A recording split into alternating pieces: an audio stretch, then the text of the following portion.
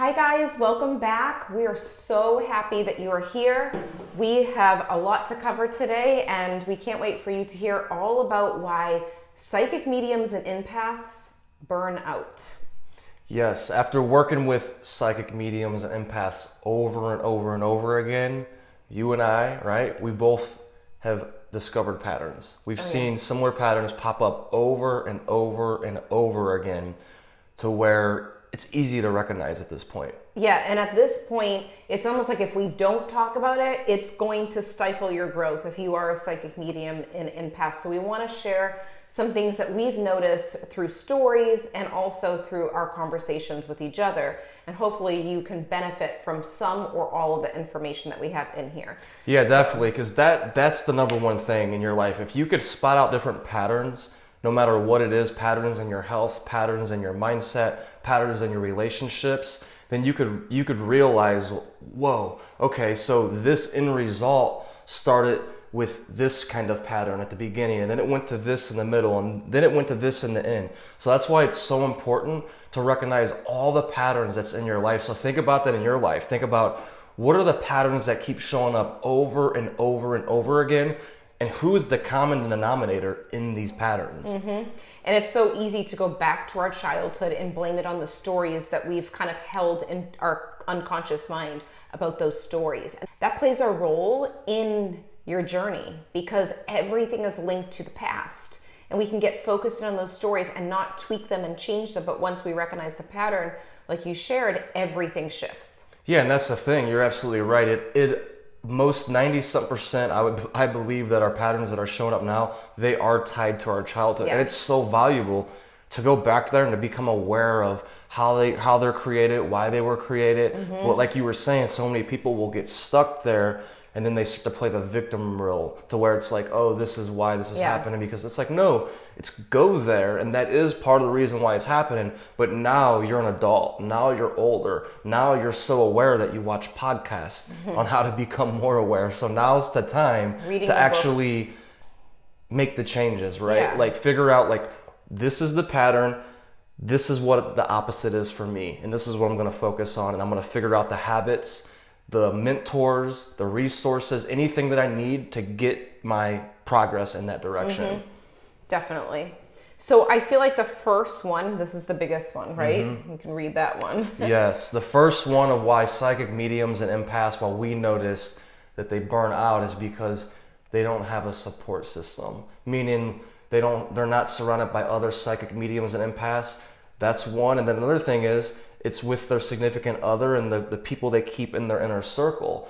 Maybe people in their inner circle is not supporting them in the way that they need. And that is part of the problem too. And we should have a conversation about this because I feel like this is so important to kind of go deeper with that, with the support system. Because I know personally, like when I've seen people come in, like even my mediumship membership, I remember there were moments where people they weren't sure. They were kind of thinking like, should I do it now or should I wait? Like I've already taken classes, I've done all of that, all of the development. But one of the things that they felt like they were missing was to feel like they weren't alone. Like when they were wanting to celebrate or ask a question, they didn't know who to go to because they were past the mentorship. And I'm thinking of one person in particular, and there's many people like her, where when she came in, she said like, everything looks good on the outside, you know, like I'm successful, I'm doing my readings, I'm having success, but inside I feel really alone. And she didn't know where to turn. And once she saw the information of like, okay, there's a network of people, she said, okay, I'm gonna take that jump and do it. And she's like, everything's transformed because I know that even the simple things that I'm going through with readings make me feel like, okay, I'm not the only one that has experienced this. And I feel comfortable sharing about myself because other people are celebrating me too. That's a huge thing. Like with emotional health, you need to be able to share both positive and those negative experiences too. And then that propels you to that next level. Yeah, it's so true. It's so true. Just being heard and having a space to be able to say what you're going through, one, and then two, realizing, like you said, that people in this space, because here's the thing, if you're a psychic medium, if you're a healer, if you're something along those lines, most people in the world are not going to understand you. So when you start to join these, like your mediumship mastery circle, or like UPW, what we did over the weekend, Tony Robbins event, Unleash Your Power Within, we were surrounded by other like-minded people who most of them were entrepreneurs. Most of them, when they shared their struggles and pains, I was like, oh my God, I feel that same way. And not only that, Tony Robbins is leading the event and he's giving us all these skills and all these different breakthrough tools. The same thing that you do for your psychic mediums in your mediumship mastery circle. You're giving them all the different tools. You're sharing all the different struggles and pains and patterns that are shown up over and over in people's lives. And you're not only sharing it, you're helping them break through so they can go to the next level of their life. How valuable is that? Right. And it reminds me of even being in college too. You know, at first I didn't want to join a sorority. I'm not a sorority girl. I had this vision of what I thought it was supposed to be. But I joined Delta Gamma. Like a friend of mine, actually, we were on the same floor. It's my friend Kathy, who passed now. And she's like, come on, let's just do it. Let's just rush and do the whole rush process where you meet people. I'm like, well, I'll do that, but I'm not going to join. And I got hooked in. And it was the community that hooked me in. The feeling of togetherness. I was brand new at University of Tampa, didn't know anyone other than the people on my floor. And I felt this sense of support and love and felt like other people were going through the same things, that we were, just getting into college, some of the people that were pledging with me. And then the people that had already done it were supportive. And they had different things in there like community service, they had social events, self-development came into play, just being together. And it reminds me of that, the power of that community, how my experience at college would have been totally different. Would I have a good experience? Yeah, I would have. But the community with it made it something that was irreplaceable for me. Like that experience, it didn't matter how much I paid, for the dues. You have to pay for sorority dues. For me, the friendships that I gained and the experience and the connection still to this day were powerful. Like even, I still have the friends. One of my friends just, Newsy, she just came from Miami and I wouldn't have met Newsy if she wasn't in DG either. Right, and I've watched it over and over pay off in emotional and connections and all kinds of different ways for you over the years. Like you said, you're still connected with these people. See, I was on the opposite of the spectrum, and maybe some other people feel like this too, to where when I was in college, I'm not like, kind of like what you were saying a little bit, I'm not going into these corny sororities or frats. Like, I'm not doing that. I had this idea of what I thought it was. Me too. Like, how many times do we stop ourselves? Like going back to the UPW event, how so many people have this snapshot image of what they think Tony Robbins is. He's just a motivator, rah, he's going to... And you have to dance corny. You got to dance, it's all this stuff. Like, it's way deeper than that. It's the exact opposite. It's just like you join the sorority. Like, you don't know. So it's like, think about the things that you're judging right now and you think that, oh, I don't need that because it's this way. Well, do you really know it's that way? Can you really know that that's true? Have you experienced it, or did you just talk to a couple of people that had negative experiences because you attract that into your life because you already had that belief? So we got to think about this. We got to really get outside of our comfort zones, get outside the mind, because I noticed that a lot of times the mind will tell us a lot of different things. Like people joining your mediumship mastery circle, they might think, I already know all this stuff. Right. I already know how to do that. Well, guess what? LeBron James knows how to play basketball still, but he still does all of the basics every single day. He's still surrounded by coaches and mentors every single day because he knows the top professionals, the people at the top, they all know that the way that you do that, the way you continue to stay at the top and to level up is to keep going over the basics over and over and over again, one. And two, surrounding yourself by mentors and coaches who can help support that space and give you energy and give you tweaks and give you the tools that you actually need to keep on leveling up. It's true. And I think it goes back to when you're searching for support, look to your mentors to figure out what did they do to get to the space. Like what were the resources that they used? And that's really important. It's like any other group. It doesn't matter if you're people listening, most likely you're an empathic entrepreneur or you're a psychic medium, most likely. If not, if you're in another job, if you're a teacher, maybe you join a teacher's union if you feel like that's like if it pumps you up, like if it gives you value in that way. Or there's other teacher groups that you can join so that you have a support. So there's so many different pieces to this, but any job that you have, any purpose in your life, you need some sort of supportive group that's connected to what you're doing so that you are not staying at a plateau, because this is exactly what it's going to look like. You're going to be right here. You're going to get resistance. You're going to have these highs, and then you're going to have these lows. And what happens is with the highs, it will feel lonely when you're on a high. You know, you might have the best event of your life, but you're like, who's around me to support me? Who can I share that with without them judging me? Celebrate with, you know? So you do need people that get it. So that's a huge one. Now, so let's just go to number 2. So number 2 of why psychic mediums and empaths burn out. And remember, we're not just making these up. These are patterns that from us being in the trenches, working with people over and over and over, just like you, we see these patterns. We see them show up in our own lives. Like, these are things that are reality. This is what we see happening over and over. So number 2 of why psychic mediums and empaths burn out is because they're trying to help everybody. They're addicted to that helper's high. Yeah.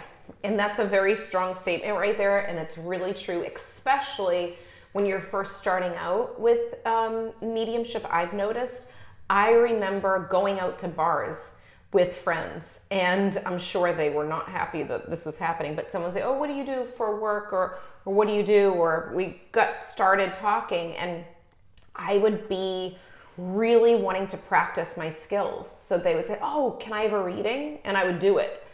Okay, so I was wanting that feeling of confirmation that I was doing what I was doing, and I was doing it correctly, and I was doing it well. So I would seek out or end up attracting people to come to me to give them messages, and it felt good.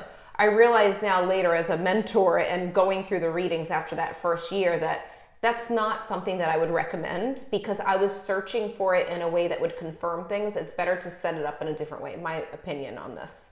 Because how I was going about it, it was like, okay, let me practice, but this might not be the right setting for it. Right, it was more like the energy you were doing it with, right, the intention, because there's nothing wrong with, right, if you're in the moment and you feel like giving someone a reading, that could happen if the energy's there. But I think what you're trying to say is, with the permission, is it's got to be from a healthy space. Exactly. It can't be from a space of I need this, I need to help you, I need to get you the results, I'm attached to it. Exactly. And I wanted to get them the results and them to experience the healing that I got from going through deep grief, but I also wanted the confirmation that I was correct because I was practicing, and that wasn't a good space to be in. So I understand the difference.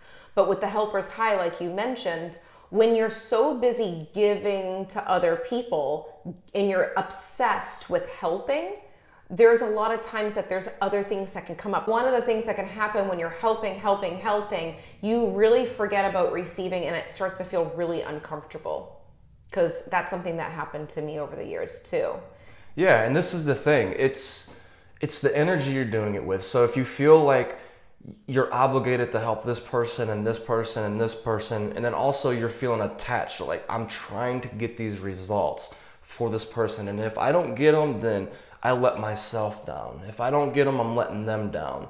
And that's an unhealthy place to be. What I realized after coaching people over and over and over again, I have to be less attached to the results than they are. Yeah. I'm here to serve them, to do my best, to do everything I can to give them, to bring my presence, to give them any tools that they need, but then it's up to them. You can't control other people. It's not your job to go save other people.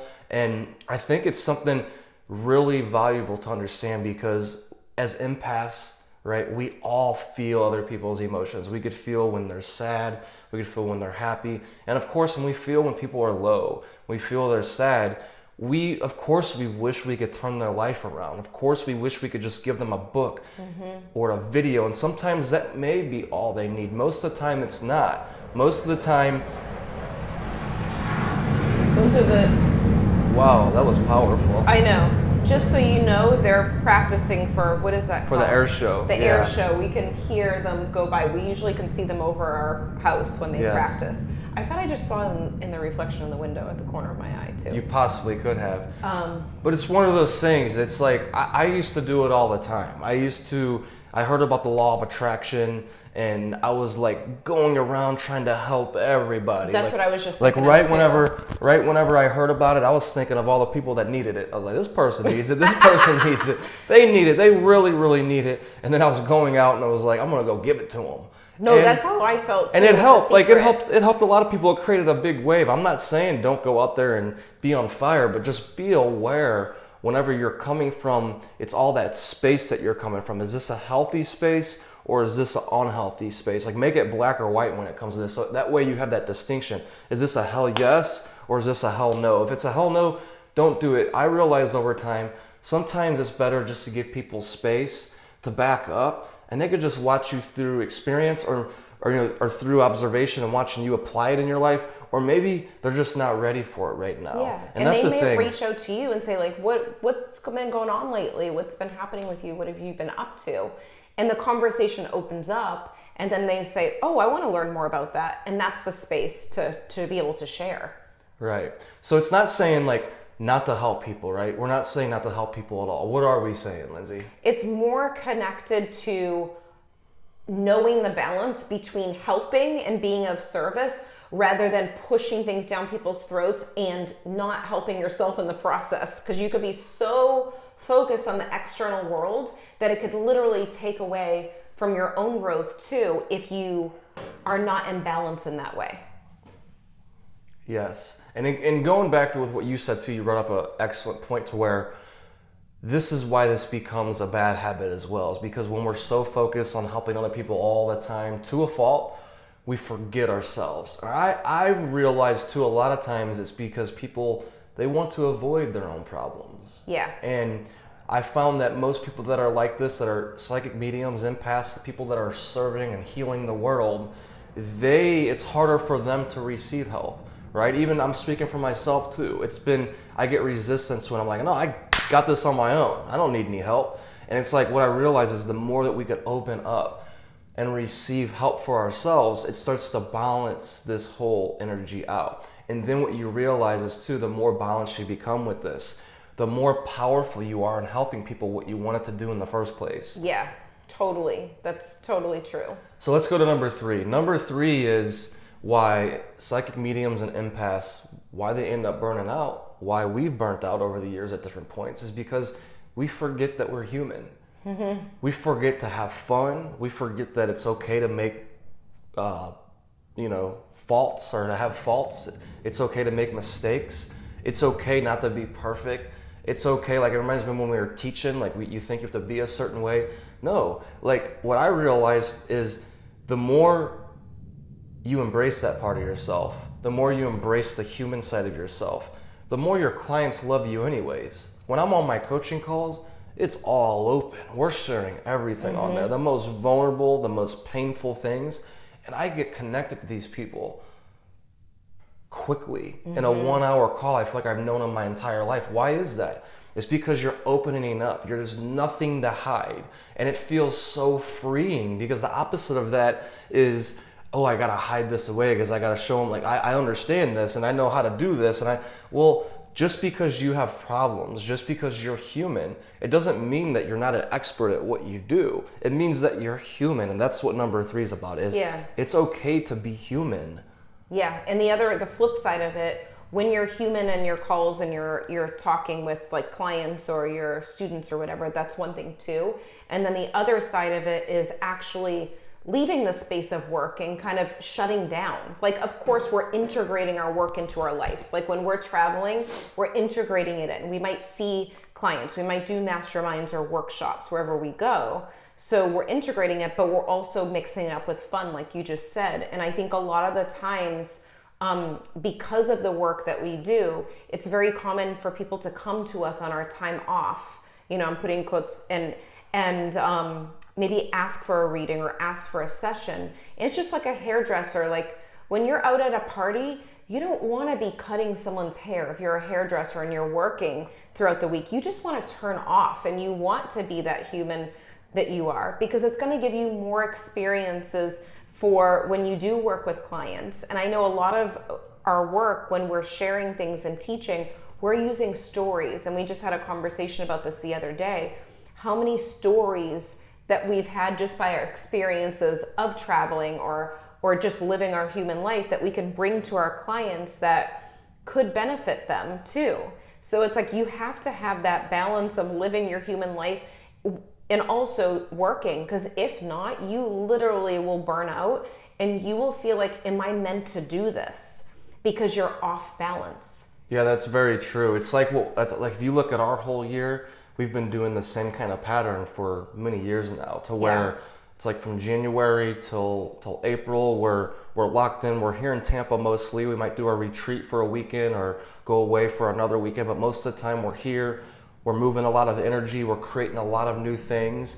And then when it comes to like May, June, we start to get in, I would say, more human mode, to where we're like, all right, let's go have fun on this planet Earth. Like, let's go travel and see new cities and see family and have all these new experiences. And I realized, like, from January to April, there's times to where I start to feel that energy of getting towards burnout. I don't feel like we get there anymore because we're aware of it. And it's like, I think it's being like if your car is going on E and the gas is like, you're aware that you have to go put more gas in.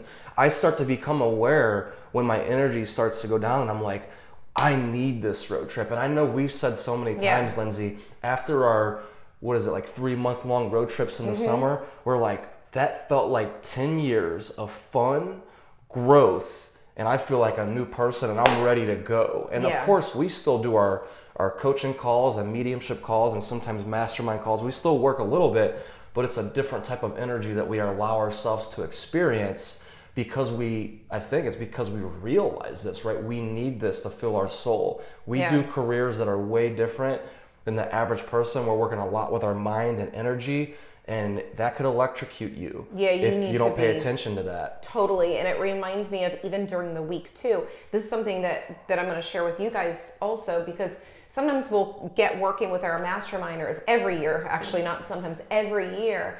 And the big focus, of course, is around business, but the business piece is integrated with your lifestyle. If you're successful in your business, it doesn't matter if you're not living your life.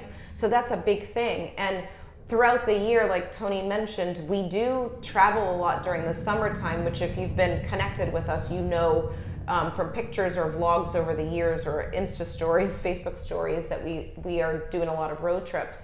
But the one thing that we do during the week that some people might not see is we leave our house. We go to coffee shops. We go to the beach during the week. We don't wait till the weekend to do things. Like sometimes we will literally leave and bring our stuff outside. Like we don't stay in one spot. We have consistency with certain things, but I think variety is really important for us, where we just have this feeling. Like the other day, I'm like, I need to go to the beach, or I want to go to Ybor. That's a part in Tampa, and just sit down there. And we did that yesterday. So we always change it up. Now, if you have your own business, sometimes you can forget because you get stuck in what society has done over the years, that you have to work 8 hours. And that's where the human piece kind of gets knocked out, because you're like a workhorse and you're not living your life. And that's where burnout happens. And that's where the confusion comes in, thinking, is this my purpose? Am I supposed to do this? So if you feel like you're juggling 3 jobs just to do your business, you definitely need to recalibrate what's happening. And it's not adding more hours into it. It's actually adding your human life mixed with the spiritual work so that they go together. Because if not, you don't have a business that most likely you won't like it, because you're going to be burnt out. Right. And it comes through experimentation, right? Like one of the things, going with what you said, what I love to do to break things up, I'll throw my work in my book bag. Yes, you always I'll go on Bay Shore. I'll look at dolphins in the water while I'm working out. I'll work out, and then I'll go get some work done outside somewhere. I might go to an outside coffee shop. I bring deodorant with me so I don't smell. And that's just what I like to do, right? It helps to break up and move the energy, and I get all these ideas. And there's a million other things that we do in between, like between January and April, we're not, like Lindsay said, we're not just staying in our house or staying in our office working. We're still taking advantage of the Tampa Bay area, of Florida, of different parts. And I think it's so important to ask yourself, like, what does an extraordinary life look for you? Yeah. What does the ideal day look for you? The ideal week? Do you like variety like we do? We like to switch it up. We have all kinds of different ways and combinations that will switch these things up. What's going to work for you? And I think it's so valuable to jot that down in a notebook. Like, start writing down all these ideas, and then don't stop there. Then go through the ideas over the next 6 months and put this one in, put this one in, put this one in. You're trying to figure out the combination to unlock your heart, to unlock your soul. And whenever you figure out that combination, you know. We don't know for you. Yes. We can help guide you there. That's what we do with our masterminders and coaching. But that's the thing. What I realize is different. Everybody's different. Their personalities are different. What they want is way different. And the only way you're going to know is through trying these different things out. Exactly. And the reason why we share so many stories with you is to get you thinking and have it trigger something inside of you, like, oh, I would never want that life, or oh, I would love that life, or now this is giving me an idea that I want to do this with my life. It's not to say you have to do it as we're doing it, but really these conversations are so important because so many people are stuck in the routine and getting burnt out. When you're living here on earth and you're alive, you're breathing, you are breathing, living. But so many of us are walking around dead, but we're alive, if you know what I mean. So it's time to rise up, get very clear on what it is that you want, get rid of the burnout. And in order to do that, you have to come back to the awareness like we talked at the very beginning of this episode. And we want to hear from you. What things have you implemented in your day where you know it's helped you so that you don't experience the burnout? Or what are things that you want to implement in your day when it comes to working and having that balance of living your life also? Yeah, and then just to add another piece too, this is the negative piece which is valuable to look at. Look at the times that you do get burnt out and then retrace the patterns that happen right before that burnout happens. Oh, I love that. We hope you enjoyed this episode as much as we did. If you liked it, leave a 5-star review on iTunes, and remember, subscribe to our YouTube channel too. If you can think of anyone else that would love this episode, share it with them right now on social media or email. And remember, getting results is a process of learning, applying, and reflecting. Stay consistent and continue to grow every day.